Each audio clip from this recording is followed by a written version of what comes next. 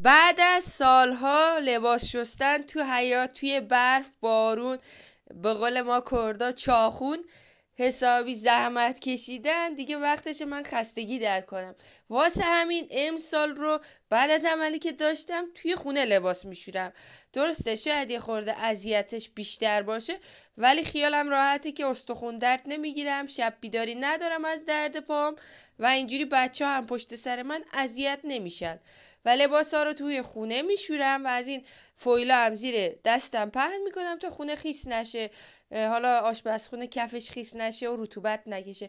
بعدش هم قشنگ خشک میکنم و لباسا رو هم گوشه آشپزخونه یا اتاقی که داخلش میخوابیم کنار چراغ نفتی خشک میکنم، چون اینجا کوهستانیه اصلا لباسا خشک نمیشه بیرون. نهایت 5-6 روز باید بیرون بذارم چون سایه هستش، اما توی خونه کنار چراغ راحت 2 روزه خشک میشن.